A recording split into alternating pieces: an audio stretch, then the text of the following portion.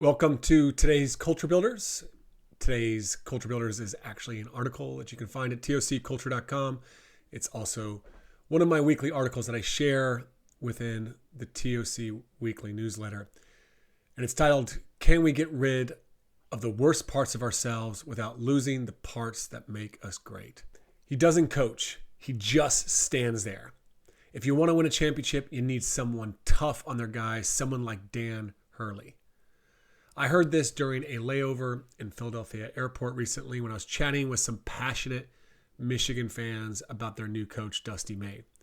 Despite the fact that May had just led Michigan to a Big Ten championship, they were skeptical of his calm demeanor, contrasting it with the fiery intensity of coaches like Hurley. I chuckled to myself. To the common fan, these coaches lack passion and aren't what athletes need. And yet I know stoic leaders like Dusty May have worked hard to be a leader that is emotionally composed and locked in on the present moment. They aren't caught up in their team's last turnover or the referee's missed call. They are very intentional to be who they believe their team needs them to be in that moment. Former Butler and Boston Celtics coach Brad Stevens explained this years ago. If you want the link to that YouTube video of him explaining that, you'll find that in the article posted at tocculture.com. So it doesn't make for good TV, this type of coaching, and it won't make it in any Hollywood film.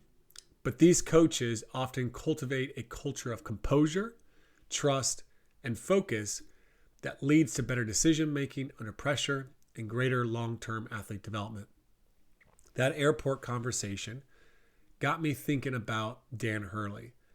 The last few years, he was hailed for his old school approach, seemingly proving that yelling and intensity were the keys to a national championship. Then, this year, with a different outcome, the narrative shifted. One headline in USA Today even declared, Dan Hurley must change. To his credit, Hurley is self-aware. He acknowledges his anger issues and the cost of his intensity.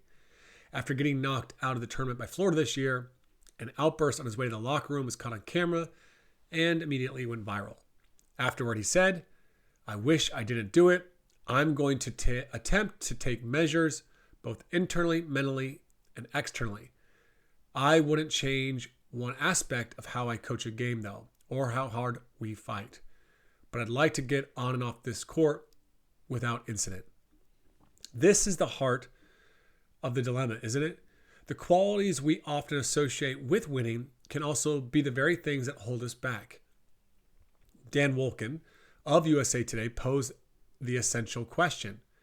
Can Hurley get rid of the worst parts of himself without losing the parts that make him great? This might be the question every coach and leader needs to ask themselves. We often achieve success by doing things a certain way, being a certain way. We recognize these patterns. Like Hurley's intensity, they have contributed to our achievements. Yet these same patterns may also have a cost, not just in media scrutiny, but in team performance, player relationships, and our own well-being. Hurley is a brilliant basketball mind, passionate, hardworking. Like all of us, he's a flawed human. And yet the biggest obstacle for Hurley and all of us is the flawed belief that we are incapable of change, or that if we were to change, it would cost us our success. It would cost us what makes us great.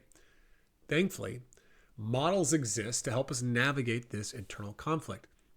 Psychologists Robert Keegan and Lisa Leahy's Immunity to Change directly addresses this challenge, providing a framework that I and other executive coaches use to identify the underlying assumptions that sabotage our efforts to evolve.